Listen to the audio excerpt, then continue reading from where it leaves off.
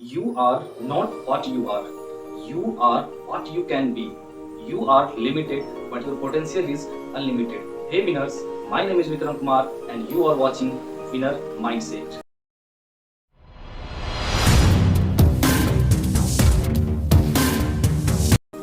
30 जुलाई 1989 को अंबेडकर नगर यूपी में एक बच्ची का जन्म होता है। आज वह 33 साल की है, लेकिन उनके नाम कई सारे वर्ल्ड रिकॉर्ड्स और अवार्ड्स हैं। वो 7 टाइम्स इंडियन वॉलीबॉल प्लेयर रह चुकी है। वह न सिर्फ दुनिया के सर्वोच्च चोटी माउंट एवरेस्ट को फतेह की, बल्कि दुनिया के 7 महाद्वीपों में स्थित सर्वोच्च चोटी को भी उन्होंने फतेह की। उनके नाम Padma Shri Tenzing Norgay national adventure award शामिल है। वह दुनिया की पहली अपंग महिला बनी जिन्होंने माउंट एवरेस्ट को फतेह की। आइए हम जानते हैं उस महिला के बारे में। वो महिला कोई और नहीं बल्कि अरुणिमा सिन्हा है। 12 अप्रैल 2011 को वो अपने होम टाउन लखनऊ से दिल्ली के लिए रवाना होती है, लेकिन कुछ ही दूरी पर बरेली पहुंचने पर ट्रेन में एक हादसा होता है। कुछ एक गुंडे चेन स्नेचर्स उसी अपार्टमेंट में चढ़ते हैं जिसमें अरुणिमा सिन्हा होती है। वो लूटपाट मचाना स्टार्ट कर देते हैं। जब वह अरुणिमा सिन्हा के चेन को स्नैच करने का प्रयास करते हैं, उस वक्त अरुणिमा सिन्हा उनका खुलकर विरोध करती है, लेकिन अकेली होने के कारण वह बदमाशों ने उनको चलती ट्रेन से धक्का दे दिया। इतने में ही अपोजिट साइड से आ रही दूसरी ट्रेन से अरुणिमा सिन्हा का एक पैर कट जाता है और एक पैर पूरी तरह से डैमेज हो जाता है। अरुणिमा सिन्हा जब तक कुछ समझ पाती तब तक सारी घटना हो चुकी होती है। रात भर लगभग 7 घंटे तक वह उसी ट्रैक पर पड़ी हुई होती है और चूहे उसके कटे हुए पैर को उतर रहा होता है। सुबह आनंद फानन में स्थानीय लोग उनको बरेली के ही सदर अस्पताल में भर्ती करवाते हैं, लेकिन वहां पर ना तो एनेस्थीसिया का जुगाड़ था और ना ही ब्लड का। जो वहां के डॉक्टर थे और जो फार्मासिस्ट थे, उन्होंने अपना ब्लड देकर के विदाउट एनेस्थीसिया उनका ऑपरेशन किया और फिर उसके बाद दिल्ली एम्स में उन्हें भर्ती किया गया। लेकिन इसी बीच मीडिया में यह अफवाह फैलाई गई कि अरुणिमा सिन्हा आर्थिक तंगी के कारण सुसाइड करना चाहती थी, जिसके कारण उन्होंने चलती ट्रेन से छलांग लगा दी। अब आप सोच सकते हैं कि उस एक बेबस लड़की पर क्या गुजर रहा होगा जब वह इस तरह की बात को सुन रहे होंगे। उन्होंने उस वक्त ठान ली कि हमें लोगों को इस तरह से जवाब नहीं देना है, क्योंकि हम कितनों भी चिल्ला लें लेकिन ये दुनिया सुनने वाली नहीं है। उन्होंने ठान ली कि अब हमें दुनिया को कुछ ऐसा करके दिखाना है ताकि लोग जान सके कि हाँ, अरुणिमा सिन्हा कौन है। उन्होंने उसी वक्त डिसाइड कर ली कि उन्हें क्या करना है। जैसे ही उन्हें हॉस्पिटल से छुट्टी मिला, वो सीधा बछेंद्री पाल जी के पास जाते हैं। बछेंद्री पाल जो कि दुनिया की प्रथम महिला थी जिन्होंने माउंट एवरेस्ट को फतेह की थी। यह जाकर के अरुणिमा सिन्हा बछेंद्री पाल जी से कहते हैं कि हमें माउंट एवरेस्ट को फतेह करना है। यह सुनकर के बछेंद्री पाल जी के आंखों में आंसू आ जाते हैं और वो कहती है कि बेटी, तूने माउंट एवरेस्ट तो फतेह कर लिया, अब तो सिर्फ लोगों को तारीख जानने की जरूरत है। और फिर अरुणिमा सिन्हा अपने प्रैक्टिस को जारी कर देती है। प्रैक्टिस के क्रम में जहां उनके रूम से जो कैंपस होता है जाने में सिर्फ 2 मिनट का समय लगता है, वहीं इन्हें 2 से 3 घंटे का समय लगता था। कई बार इनके पैर से खून भी रिसने लगते थे। एक पैर में स्टील डड और एक पैर पूरी तरह से आर्टिफिशियल।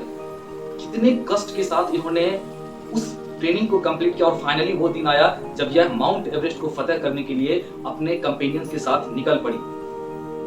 3 कैंप को पार करने के बाद लगभग ने जवाब दे दिया था और रात के क्रम में जब अपने सर पे ये टॉर्च रख के ऊपर की ओर चढ़ रही थी, तो जिधर ही इनका सर घूमती थी उधर ही इन्हें लाशें दिखाई पड़ता था। अब आप सोच सकते हैं कि अच्छे का दिल दहल जाए, लेकिन ये चढ़ते गई और जब कुछ ही दूरी पर था, जो पिक है उनके कुछ ही दूरी पर इनका ऑक्सीजन सिलेंडर भी खत्म होने वाला था। जो शेरपा था, जो इनका गाइड था, उन्होंने स्ट्रिक्टली मना किया कि अरुणिमा लौट जाओ, लेकिन इन्होंने बोली कि गोल्डन चांस बार बार नहीं आता है। फिर से सुने, गोल्डन चांस बार बार नहीं आता है, अगर इस बार मैं चूक गई तो फिर दोबारा मैं नहीं कर पाऊंगी। और यह अपना कदम आगे बढ़ा दी और फाइनली 21 मई सुबह 10:55 पर यह दुनिया के टॉप पर थी।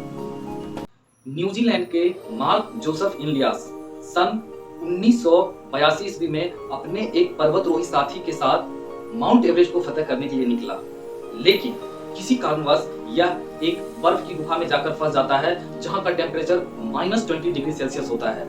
दोनों ही व्यक्ति के पास मात्र 5 कुकीज होता है। हाफ कुकीज खा करके यह लगभग 5 दिन दोनों ही गुजार देता है। 7वें दिन पर फाइनली हेलीकॉप्टर की मदद से इन्हें खाना प्रोवाइड करवाया जाता है। उसके बाद 13वें दिन पर इन्हें वहां से रेस्क्यू कर लिया जाता है। आइसबर्ग के कारण उनका दोनों ही पैर काटना पड़ा। एक्सपर्ट के मुताबिक एक नॉर्मल इंसान इस परिस्थिति में हार्डली 9 दिन तक जीवित रह सकता है, लेकिन कुछ सालों बाद सन 2006 ईस्वी में पुनः यह दोनों ही आर्टिफिशियल लेग के मदद से माउंट एवरेस्ट को फतह कर लेता है। जब इंटरव्यू में इनसे पूछा जाता है कि आप दोनों पैर से अपाहिज होते हुए इतनी बड़ी सफलता आपने कैसे हासिल की, तो जवाब सुनिएगा जरा ध्यान से। उनका जवाब था, I am not disabled, disability is only the state of your mind. Hey come on once more, I am not disabled, disability is only the state of your mind. दोस्तों, कोई भी काम कितना भी बड़ा हो हम उसे कर सकते हैं, क्योंकि अगर आपकी मनस्थिति ठीक हो, परिस्थिति चाहे कुछ भी हो, हमें हिला नहीं सकती। कोई भी काम, दुनिया का बड़ा सा बड़ा काम आप बॉडी लेवल पर बाद में करते हैं, पहले आप उसे यहां पर करते हैं। ध्यान से समझिएगा कि आपका माइंड जिस तरह का सिग्नल देता है आपके बॉडी को, आपका बॉडी ठीक वैसे ही रिस्पॉन्ड करती है। इसीलिए कहा जाता है कि मन के हारे हार, मन के जीते जीत। मान लो तो हार है, और अगर ठान लो तो जीत है। दोस्तों, हम किसी भी चीज के लिए बस इधर उधर भटकते रहते हैं, मोटिवेशन के लिए हो या फिर कोई हमें पुश करे, लेकिन हमें पता ही नहीं होता है कि हमारे अंदर ही खजाना छिपा हुआ है। The treasure is within you, but you are wandering here and there just like a musk deer. आपने मस्क डियर यानी कस्तूरी मृग का नाम सुना होगा। उन्हें आप जानते होंगे कि वो इधर उधर भागते रहते हैं उस खुशबू के लिए जो कि उनके ही नाभि से आता है, और उन्हें पता ही नहीं होता है। लेकिन मानिए दोस्तों, आपके अंदर उतनी पोटेंशियल है, उतनी क्षमता है, आप जो चाहें आप वो कर सकते हैं।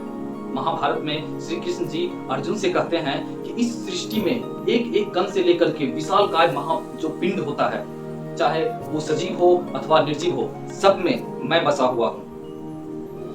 आप सोच सकते हैं यदि श्री कृष्ण जी हर कण में बसा हुआ है, इसका मतलब वो मुझ में है, और यदि वो सर्वशक्तिमान है मतलब मैं हूं। यदि वो कुछ कर सकते हैं मतलब हम कुछ कर सकते हैं, क्योंकि पानी के एक बूंद का भी केमिकल कंपोजिशन H2O ही होता है, और समुद्र का केमिकल कंपोजिशन भी H2O ही होता है। तो बस हमें जरूरत है तो अपने अंदर जो एक असीम शक्ति है, अपार शक्ति है, सिर्फ उसे ढूंढकर निकालने का। आपने हमें धैर्यपूर्वक इतना समय दिया, आपका बहुत बहुत धन्यवाद।